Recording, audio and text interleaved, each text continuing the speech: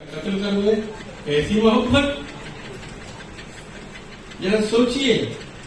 तो मुझे ये जो और अच्छी बातें कहते हैं तो अच्छा लगता है, लेकिन मोहब्बत सबसे खतरा हो गया है शब्द से। इसलिए अगली पंक्ति पढ़ता हूं दोस्तों कि आज जो भी कहूंगा मैं सच ही कहूंगा, प्यारे मेरी हर पंक्ति होगी हिंदुस्तान के लिए,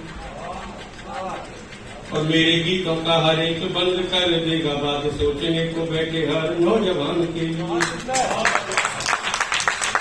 मेरे हर छंद के प्रबंध में मिलेगी नींद, शक्ति लोकतंत्र श्रद्धा संविधान के लिए, और माँ भवानी की कसम मेरी हर कविता है देश धर्म जनता के स्वाभिमान के लिए। माँ भवानी की कसम मेरी हर कविता है देश धर्म जनता के स्वाभिमान के लिए। आप कहेंगे मैंने माइक क्यों पकड़ रखा है? असल में मैं हाथ यूं फैला देता था कभी कभी ऐसे करके, तो लोग कहते थे तुम जब इशारा करते हो तो लोग ताली बजा देते हैं। तो मैंने कभी आपने किसी ने नहीं सुना होगा मेरे मुंह से कि मैं पढ़ने आ रहा हूं तो ताली बजाना, ये सब। मैं तो ये कहता हूं कि तो बजाना है आपको और मजबूरी में बजाना है। अब तो आप चाहें और न चाहें तो भी बजाना है, उसकी तैयारी करो। आप क्या समझते हो जो संकट 44-47 में आने वाला है वो तो 30 में ही आ जाएगा, तो तैयारी करिए जरा। अभी केवल गणेश विसर्जन पर पत्थर नहीं पड़ रहे, आपके निकलने पर भी पढ़ेंगे, तब क्या करेंगे आप?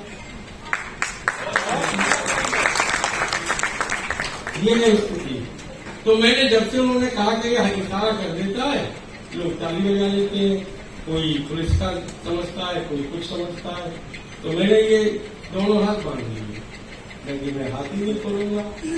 फिर देखता हूं शब्द में शक्ति है कि नहीं, तो ये तो स्थिति है। इसलिए अगली 4 पंक्तियां आपके सामने और कर रहा हूं कि गद्दारों को देशभक्त हम तो कहेंगे नहीं, आप चाहे रोज उन्हें गले से लगाइए। गद्दारों को देशभक्त हम तो कहेंगे नहीं, आप चाहे रोज उन्हें गले से लगाइए। खून का तो रंग एक बहुत से बता गए हैं, आप तासीर के विषय में बतलाइए।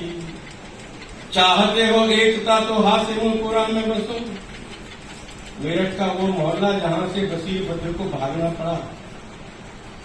मेरी छोड़िए, देश का बड़ा शायर मेरठ छोड़ना पड़ा, जहां इसका मायका है हमारी बेटी का। चाहते हो एकता तो हासिमुलपुरा में बसो, एकता के कोरे से गीत मत गाइए। और हम तो हिंदू होना अपराध है तो आप अपराधियों का साथ छोड़ जाइए। हम तो है हिंदू होना अपराध है तो आप अपराधियों का साथ छोड़ जाइए। और दोस्तों, बदतमीज लोगों के नाम भी मैं लिखता हूं, तो 4 पंक्तियां बदतमीज लोगों के नाम सुनेंगे, समझ जाए, जिन्हें मुझसे, मेरे तिलक से और मेरी इस गणवेश से जिन्हें नफरत है, उन दोगले बदतमीज लोगों के नाम पढ़ना है। अब आप तय करें कौन दोगले हैं इस देश में। मैं नाम नहीं लेता, एक ही सौभाग्य मेरा, मैंने किसी दल, किसी नेता, किसी मजहब, किसी दूसरी भाषा का नाम ही नहीं लिया। समझिए, फिर भी बात समझ में आती है। 2 दूनी 4, ये 4 पंक्तियां समझ कि भगवा देश भक्तों को ही आतंकी बताने वाले, भगवा देश भक्तों को ही आतंकी बताने वालों, अच्छी तरह सोच लो ये नहीं पाकिस्तान में। और अगली अकेली पंक्ति लिखता तो मुझे विश्वास है कि मेरा काम पूरा हो गया। भगवा देश भक्तों को ही आतंकी बताने वालों, अच्छी तरह सोच लो ये नहीं पाकिस्तान में। क्यों कि देश बांटने के बाद भी यहाँ जो रह रहे हैं, हक नहीं उनका हमारा एहसान है।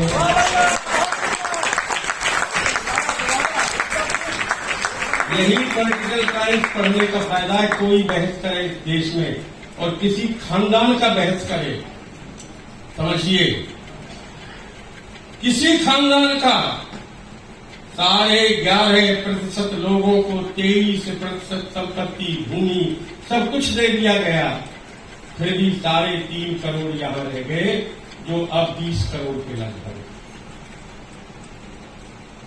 हम अन्यायी हैं तो इतने बढ़ गए, और 3.5 करोड़ पाकिस्तान में हिंदू थे, वो 26 लाख रह गए पश्चिम में, और 1 करोड़ 8 लाख रह गए पूरब में, जहां काटे जा रहे हैं।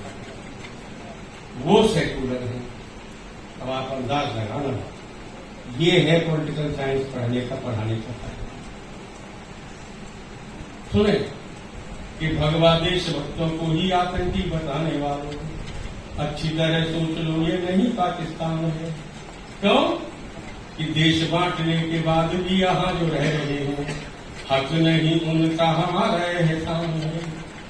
एक क्षण के लिए भी दंगाई हुए जो हम, एक क्षण के लिए भी दंगाई हुए जो हम, जिसका चाहे मिटा देंगे नाम और निशान है, और शांति से रहना चाहे रहे वरना भाग जाए, है हमारा देश, इसका नाम हिंदुस्तान है।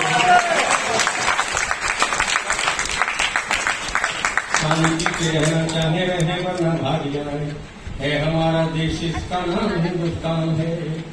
और दोस्तों, एक स्थिति और है जो बहुत दिन तक पढ़ता रहा और आज भी पढ़ता रहता हूं, कभी कोई